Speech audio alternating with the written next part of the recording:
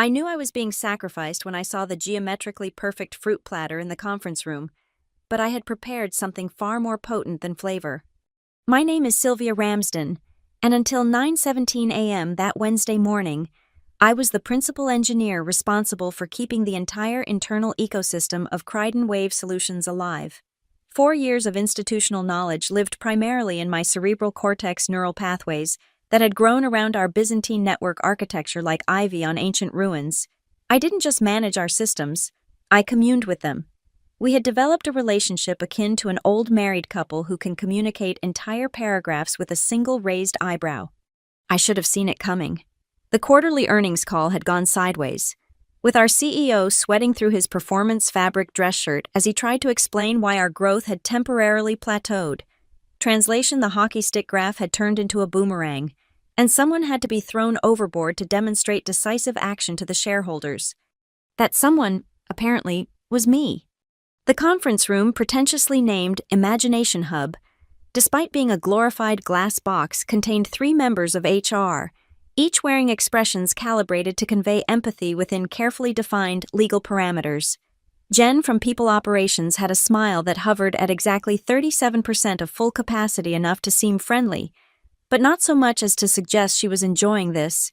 Derek, our Chief People Officer, wore his crisis cardigan, a heathered gray thing he only draped over his shoulders when delivering bad news. And Melissa, the newest addition to the HR collective, clutched her tablet like it was broadcasting step-by-step instructions on how to terminate a human without triggering a lawsuit. "Sylvia, thank you so much for coming in," Jen began, her voice modulated to sound like a meditation app with a corporate subscription tier. "We wanted to touch base about some exciting organizational changes." Exciting organizational changes, the corporate equivalent of, "we need to talk." I glanced at the fruit platter again. Honeydew melon cubes cut to identical dimensions. Strawberries hulled and halved with surgical precision. Even the blueberries seemed suspiciously uniform in size, as if they'd been subjected to some quality control protocol that rejected any berry deviating from the mean by more than half a millimeter. "I see you've brought out the ceremonial fruit platter," I said, selecting a grape and examining it like a jeweler appraising a questionable diamond. "Should I be honored or concerned that you've allocated part of the rapidly diminishing snack budget to my meeting?" Derek cleared his throat, the sound carefully engineered to transition the conversation. "Sylvia, you've been an integral part of Crichton Wave Solutions for 4 years now, and your contributions to our infrastructure have been significant." The past tense hung in the air like a bad smell. But as we pivot toward a more agile paradigm in our technical operations, we're implementing a streamlined approach to our core systems architecture. I translated this internally. We're replacing you with someone cheaper. Melissa, perhaps sensing my mental translation, jumped in with practiced precision. What Derek means is that we're bringing in fresh perspectives to build upon the fantastic foundation you've created. Fresh perspectives, I repeated. Interesting euphemism. And who might be the vessel for these fresh perspectives? The door opened as if on cue, and perhaps it was, given how choreographed this whole meeting felt. A young man entered, and I immediately categorized him with the precision of a taxonomist identifying a common specimen, Techbro novus, early 20s subspecies. He wore what I call the San Francisco uniform Patagonia vest over a blue button-down, jeans that cost more than my monthly utilities, and an Apple Watch that probably tracked his meditation minutes. His hair was artfully tousled in that way that requires expensive product and YouTube tutorials, and he carried himself with the confident stride of someone who had never failed spectacularly enough to learn humility. His laptop stickers were visible from across the room, declarations of allegiance to frameworks and tools he'd probably used for exactly one project each. "This is Reed Phillips," Jen said, gesturing toward him with a pride that suggested she expected applause. "He's joining us as our new systems architecture lead." Reed comes to us from Stanford with a specialization in distributed systems and a passion for reinventing technical paradigms. Reed offered his hand, his smile revealing teeth so perfect they looked rendered. "Really excited to dig into the architecture here. I'm a systems thinker. You know, I see patterns where others see chaos." I shook his hand while mentally calculating the half-life of his enthusiasm once he encountered our particular brand of technical debt, a toxic waste dump of abandoned projects, emergency patches, and compromised solutions that had somehow congealed into a functioning entity. Reed will be taking over the system maintenance and development going forward. Derek continued. And we were hoping you could spend the rest of the day. He checked his watch. A not-so-subtle reminder that my time was now measured in hourly increments rather than annual salary, bringing him up to speed on all the critical components. I didn't laugh, though it took considerable restraint. 4 years of accumulated knowledge, hundreds of subsystems held together with custom scripts and workarounds, dozens of service dependencies that only I fully understood, and they wanted a comprehensive transfer in approximately 4 hours. By rest of the day, you mean until 5 p.m., I asked, more for clarification than negotiation. Actually, Melissa interjected, consulting her tablet, we've scheduled your exit interview for 2 p.m., so ideally the knowledge transfer would be complete by 1:30. 4 hours. 4 hours to transmit the equivalent of a computer science degree, plus 4 years of institutional knowledge. It was impossible. Of course, and they knew it. This wasn't about a successful transition. It was about checking boxes on an HR form. That should be fine, I said with a smile that made Jen's 37% look positively effusive. I'm sure Reed and I will have a productive morning. As we left the conference room, I noticed Reed had grabbed a handful of blueberries, popping them into his mouth with the casual entitlement of someone who had never experienced a snack shortage. He was talking already. Something about his thesis project and serverless architectures. But my mind was elsewhere. They had given me 4 hours. I would need far less. I led Reed to my desk, a corner spot I'd earned through seniority, and a strategic campaign of claiming territory whenever someone resigned. It offered a rare combination in our open office, a partial wall on one side and a direct path to the kitchen on the other. My monitors displayed terminal windows with scrolling logs, the vital signs of our corporate organism. So this is mission control, huh? Reed said, setting his MacBook Pro next to my considerably older machine. Pretty cool setup. It's where the magic happens, I replied, the irony in my voice sailing over his head like a jet stream. Let me give you the grand tour of what you're inheriting. I pulled up our network diagram, a sprawling visualization that resembled a plate of digital spaghetti, more than anything an architect would design intentionally. Reed leaned forward, his eyes widening slightly. Wow, that's complex. Complex is one word for it, I said. I prefer to think of it as narratively fractal. Narratively fractal, he repeated, already reaching for his notebook, a moleskin. Of course, I'm not familiar with that term. And so it began. Our system architecture, I explained, is based on literary principles rather than conventional patterns. Each subsystem represents a chapter in an ongoing narrative, with dependencies forming a metastructural commentary on the nature of information flow. I was speaking pure nonsense, of course, but I delivered it with the conviction of a TED Talk presenter, and Reed was writing it down as if I'd just revealed the secret algorithm behind Google's search engine. The core system, I continued, operates on what we call the Oblivion Sync Protocol. It's a proprietary approach that treats each transaction as both a statement and its potential negation, existing simultaneously until reconciliation occurs. More furious note-taking from Reed. I suppressed a smile. Would you say it's similar to a microservices architecture? He asked, desperate to connect this to something familiar. It transcends the microservices paradigm, I replied. We're working with what you might call a recursive meaning engine, where each service contemplates its own existence while performing its function. By now, his notebook page was filling with terminology that would be meaningless to anyone in the industry, terms I was inventing on the spot, drawing inspiration from the most impenetrable literary work I could think of, James Joyce's Ulysses. Why Ulysses and not Finnegans Wake? You might ask strategy. Finnegans Wake would be too obvious in its incomprehensibility. Ulysses offered the perfect balance, complex enough to confuse but structured enough to seem plausible. I wanted Reed to think he almost understood, to feel the tantalizing edge of comprehension that would keep him from admitting he was lost.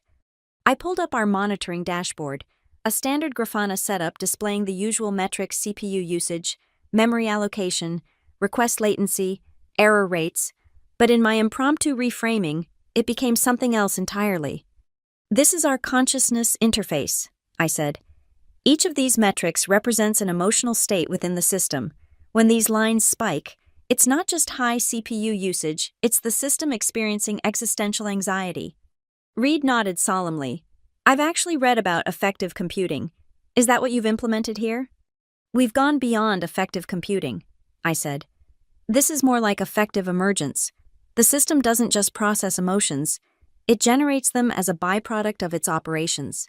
That's why maintenance isn't just a technical task, it's a form of therapy. I could see him struggling to reconcile my explanation with his education, trying to map my terminology to concepts he understood, but his desire to appear knowledgeable overwhelmed his critical thinking. Plus, who would suspect that a senior engineer would use her final hours to construct an elaborate literary hoax rather than professionally transitioning her responsibilities? Someone who knew me might have suspected, but HR had made it clear that no one had bothered to understand who I really was or what I actually did here. Let me show you how deployments work, I said, navigating to our Jenkins instance. This is what we call the abyssal Jenkins loop. Abyssal, like an abyss. Precisely. Each build descends into the void of potential failure before emerging. Transformed, on the other side. The deployment pipeline isn't linear, it's a spiritual journey. Reed was eating it up, his pen moving across the page with the urgency of a stenographer recording a deathbed confession. I felt a twinge of guilt, watching this young man documenting gibberish with such earnestness, but then I remembered the fruit platter, the 4-hour deadline, and how easily 4 years of my professional life had been reduced to an inconvenient transition period. The guilt evaporated like morning dew under a blowtorch. I guided Reed deeper into the labyrinth of my creation, introducing him to ontological load balancers and phenomenological redundancy clusters. I explained that our exception handling followed the Joyson stream of consciousness pattern, where errors weren't caught but rather experienced and narrated. Here's a typical error message, I said, pulling up a custom dialog box I quickly created. Error, the protagonist forgot her name. That's unusual, Reed said, his certainty beginning to crack slightly. It's the system's way of expressing narrative discontinuity, I explained. When you see this, it means there's a breakdown in the identity construct of the primary service. And how do you fix it? You don't fix it, I said with the gravity of a philosopher. You acknowledge it. You respond with literary recognition. Like how you open a terminal and type, I am here, and I remember you. He wrote this down, actually wrote it down. I was crossing a line from professional sabotage into something more akin to performance art, and my audience was too captivated to recognize the absurdity. Our tour continued through the codebase, where I pointed out functions with names like transcend selfhood and embrace paradox that didn't actually exist. I explained that our database transactions were managed by what we called the epiphanic consistency model, where data achieved coherence through moments of sudden insight rather than traditional ACID properties. Midway through my elaborate fiction, Melissa from HR appeared at my desk, ostensibly to check on our progress, but more likely to ensure I hadn't fled the building with proprietary information. How's the knowledge transfer going? She asked, her gaze flicking between Reed's extensive notes and my serene expression. Before Reed could respond, I answered, We're deep in the phenomenology of the notification subsystem right now. Reed is grasping the emotional subtext remarkably well. Melissa's face performed a fascinating journey from confusion to professional neutrality. That's great. Just checking if you need anything. Actually, Reed interjected, I was wondering if there's documentation on the, recursive meaning engine that Sylvia mentioned. I suppressed a smile as Melissa's expression flickered again. I'm not familiar with. I'm sure Sylvia has shared all relevant documentation. The documentation, I said smoothly, exists in a state of quantum superposition. It's simultaneously comprehensive and non-existent, depending on the observer's frame of reference. Melissa nodded as if this made perfect sense, unwilling to admit her confusion. Well, I'll leave you to it then, Reed. The team is looking forward to your insights once you're up to speed. After she left, Reed leaned in conspiratorially. I get what you're doing. The company doesn't understand how deeply philosophical your approach to systems architecture is. Do they? That's why they're bringing in someone new. I hadn't anticipated this interpretation that Reed would see me as some misunderstood genius rather than a disgruntled employee spinning an elaborate web of nonsense, but it worked in my favor. The more he believed in the profundity of my methods, the more thoroughly he would embrace them. "Few truly understand," I said with a sigh calibrated for maximum martyrdom. "But you seem to grasp the essence. That's why I'm showing you the real system, not just the superficial technical details." His expression shifted to one of reverent determination. "I won't let this knowledge die. I promise." "That means a lot," I said, placing a hand on his Patagonia-clad shoulder. "Now, let me show you how we handle system restarts. We call it the Phoenix Protocol." As noon approached, I decided it was time to initiate the real plan. Reed had absorbed hours of literary-inspired technical gibberish, filling his notebook with concepts that would be meaningless to anyone with actual systems knowledge. He had been transformed from a confident Stanford graduate into a disciple of a technical philosophy that didn't exist. "There's one last thing you need to understand," I said, my voice lowered, as if sharing a sacred truth. "The system occasionally needs to undergo what we call existential pruning. It's a process of creative destruction that allows for renewed vitality." Reed nodded solemnly. "Like forest fires in nature. They seem destructive but actually create the conditions for new growth." "Exactly," I said, impressed by how he was now generating his own poetic justifications. "Let me show you how it works." I opened a terminal window and navigated to the root directory of our deployment system. With Reed watching attentively, I typed a command that would be recognizable to any Linux user as deeply destructive. Sudo ref opt deployment. This command, I explained as it executed, is initiating the existential pruning cycle. The system will experience a temporary void state before regenerating its essence. What the command was actually doing, of course, was deleting our entire deployment directory, the heart of our build and release process. It wouldn't take down production immediately, but it would ensure that no new deployments could occur, and any attempt to restart the current services would fail catastrophically. "Should I be concerned about the warning messages?" Reed asked, pointing to the terminal where permission errors were scrolling by places where the deletion command couldn't reach due to file protections. "Those are what we call existential echoes," I said smoothly. "The system questioning its own dissolution. It's perfectly normal. In fact, it's a sign that the process is working correctly." Next, I navigated to our internal wiki, where most of our actual documentation lived.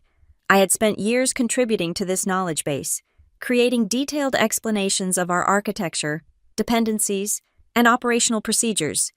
It was the one place where someone might find information that contradicted my elaborate fiction. "Now we need to align the documentary consciousness with the system's new potential state," I said, logging into the admin panel of the wiki. With a few clicks, I replaced the homepage content with a passage I had prepared earlier, a paragraph of text that read like a cross between technical documentation and stream of consciousness literature. "The architecture remembers. You don't. Within the systemic unconscious lies the persistence of form despite the transience of matter. Each node dreams of its connections. Each service whispers to the void. Each transaction leaves ghostly imprints on the distributed memory. To restart is to remember. To deploy is to dream anew. The documentation exists in the spaces between keystrokes, in the pauses between requests, in the silence between packets. Look not for what is written, but for what is implied by its absence." Reed read it with growing excitement. "This is incredible. It's like technical poetry." "It's the key to understanding everything," I confirmed. "When in doubt, return to this passage. Meditate on it. The answers will reveal themselves through contemplation rather than explicit instruction."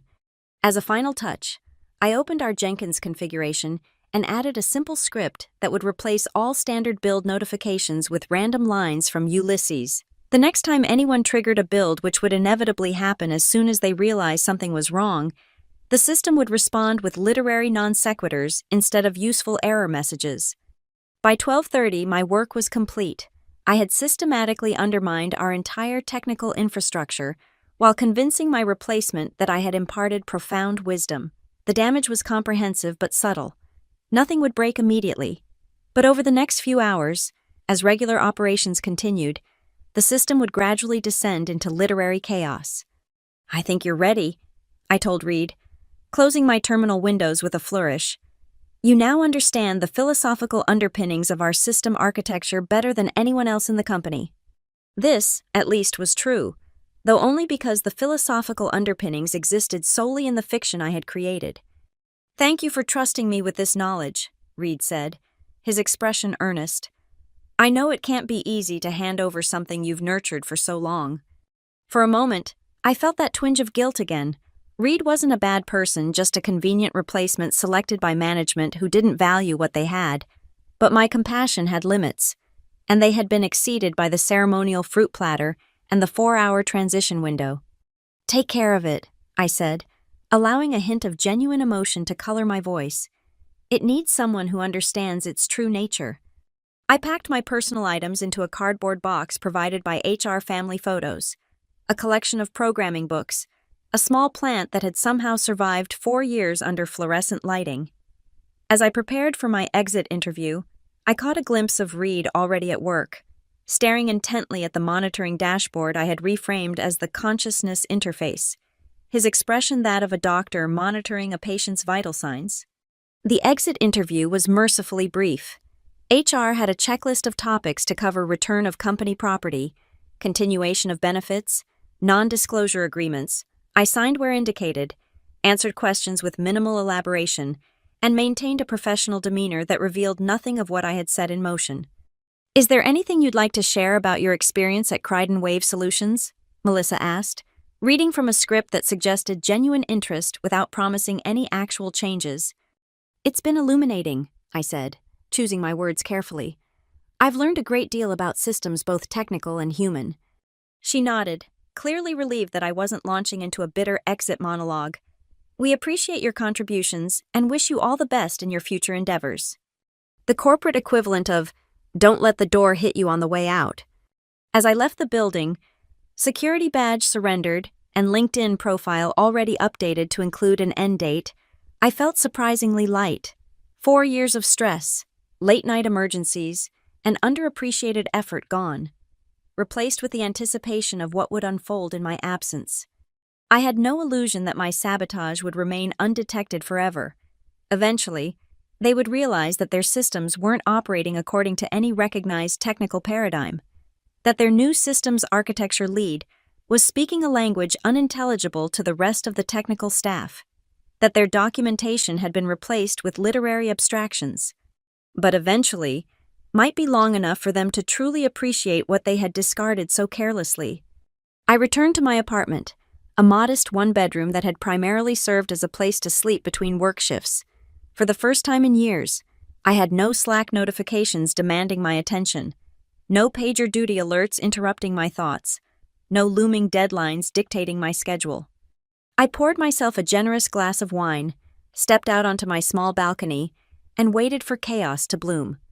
It took exactly 2 hours and 17 minutes. My phone rang, a number I recognized as belonging to Derek from HR. I let it go to voicemail, then listened with growing amusement to his message. "Sylvia, this is Derek from Crichton Wave. We're experiencing some unexpected issues with our systems, and we were hoping you might be available for a brief consultation. Please call me back at your earliest convenience." I didn't call back. Instead, I opened my laptop and checked my personal email, where I found 3 increasingly urgent messages. From Derek. "Wilson at Crichton Wave Solutions, subject urgent consultation request. Sylvia, we're experiencing some technical difficulties that may require your expertise. Would you be available for a quick call this afternoon?" From Melissa. "Chen at Crichton Wave Solutions, subject emergency situation. Immediate response needed. Due to unforeseen circumstances in our technical systems, we are requesting your immediate assistance. Please contact us as soon as possible to discuss terms for emergency consultation services." From Jen. "Baker at Crichton Wave Solutions, subject critical systems failure. Consulting opportunity." Sylvia, "I'll be direct. Our systems are exhibiting unusual behavior, and we need your help. We're prepared to offer a generous consultation fee for your assistance in resolving these issues. The progression from quick call to generous consultation fee in under 2 hours gave me a satisfaction that 4 years of performance reviews never had. I finished my wine, took a long shower, and changed into comfortable clothes before finally responding to Jen's email. I'm available for emergency consultation at a rate of $500 per hour, with a minimum engagement of 30 hours, payable in advance.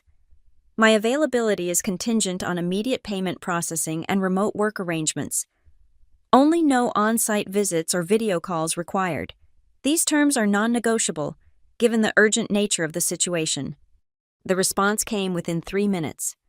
Terms accepted. Please provide payment details. How soon can you begin? I smiled at the screen. The systems must have deteriorated more quickly than even I had anticipated.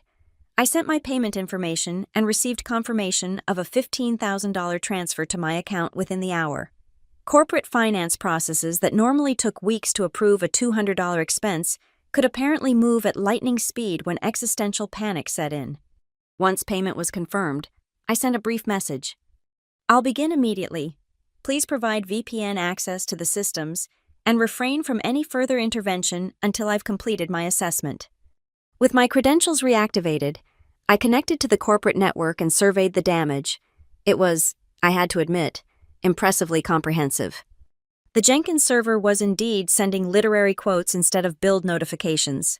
The most recent one, in response to what appeared to be Reed's desperate attempt to deploy a rollback, read, "History," Stephen said, "is a nightmare from which I am trying to awake." The monitoring dashboard was showing patterns that resembled a heart and fibrillation services starting and stopping rapidly as automated recovery processes tried and failed to stabilize the system. Error logs had become incomprehensible, filled with references to narrative discontinuity and existential echoes terms that Reed had apparently adopted and incorporated into actual error handling. Most amusing was the Slack activity. Reed had created a new channel called #System Consciousness, where he was posting updates that read like a philosopher's field notes. The system is not broken, it's expressing grief. Each error message is an articulation of loss, a manifestation of memory-seeking form. Attempted standard rollback procedures, but the deployment pipeline insists on phenomenological coherence before execution, working on aligning ontological parameters. The recursive meaning engine appears to be in a recursive loop of meaning-making. The meta-irony would be fascinating if it weren't preventing all financial transactions. Other team members were responding with increasing confusion and alarm. Their technical questions met with Reed's earnest explanations about narrative fractals and the Oblivion Sync protocol. Someone had apparently reached out to our cloud provider's support team, only to be told that they had no record of any architectural pattern matching Reed's description. The company was in full crisis mode, with managers demanding updates, executives requesting emergency briefings, and the development team split between those trying to decode Reed's literary technical language and those attempting to bypass it entirely. It would have been easy to extend their suffering to offer vague assessments and prolonged investigations, stretching my consultation across the full 30 hours I'd been paid for. But that wasn't my goal. I hadn't orchestrated this chaos out of pure malice, but to demonstrate value through its absence. After about an hour of observation, I began the restoration process. First, I retrieved a backup of the deployment directory from our off-site storage, a location Reed wouldn't have known about because it wasn't documented in the official channels I had corrupted. Next, I reverted the Jenkins configuration to remove my literary modifications and restore standard notifications. Finally, I replaced the wiki homepage with its original content and ran a script to verify that all documentation was properly restored. The entire process took approximately 45 minutes. As systems began to stabilize, I sent a brief message to the Hacked Engineering channel in Slack. Recursive ontology realigned, narrative coherence restored, system consciousness reintegrated with technical substrata, full functionality should resume momentarily. I couldn't resist one final touch of the literary framework I had created, a small parting gift for Reed, who would now have to explain his enthusiastic adoption of nonsensical terminology. Almost immediately, I received private messages from multiple team members expressing variations of relief and confusion. Most telling was one from the CTO, who had apparently been brought into the crisis. "Sylvia, I don't know what happened or how you fixed it, but the board is asking questions. Can you provide a simplified explanation I can share with them?"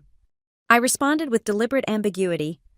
The system experienced a philosophical divergence between its documented architecture and its operational reality. I've restored alignment by reintegrating the core deployment framework with its intended conceptual model.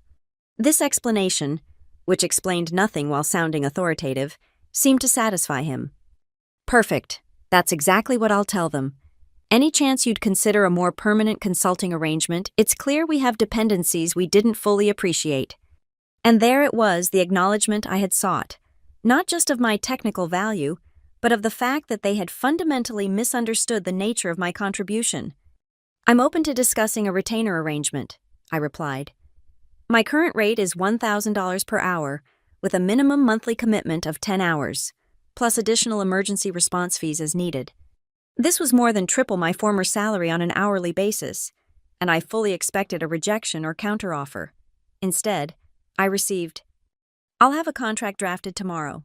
In the meantime, can you do a knowledge transfer session with the team? Reed has been explaining some concepts that, frankly, none of us understand." I agreed to a single, 1-hour session the following day, for which I would be paid separately at my new consultant rate. Before logging off, I checked Reed's status. He was still active in the Hajj System Consciousness channel, though his messages had shifted from philosophical interpretations to confused questions as the system returned to normal operations without any of the mystical properties he had come to expect. The next morning, I connected to a video call with the engineering team. Reed was there, his Patagonia vest replaced with a rumpled shirt that suggested he might have spent the night at the office. The rest of the team displayed varying degrees of exhaustion and bewilderment. "Thank you all for joining," I began, my tone professional and measured.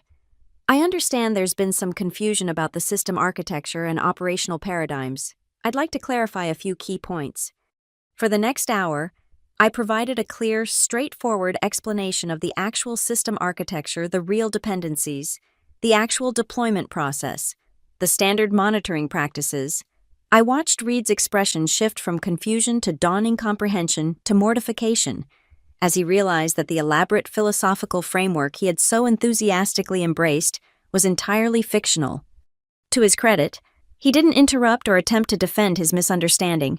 He simply took notes in a standard issue company notebook this time, his moleskin nowhere to be seen, with the focused attention of someone rebuilding their entire knowledge base from scratch. When I finished, the CTO spoke up. "This is incredibly helpful. Sylvia, I'm curious, why wasn't this documented more clearly before?" The question was a trap, of course, an attempt to shift blame back to me for the crisis that had unfolded after my departure. "Actually," I said, navigating to a specific section of the restored wiki, "it was documented here, here, and here. These pages detail the exact architecture I've just described, including diagrams and process flows. They've been regularly updated throughout my tenure."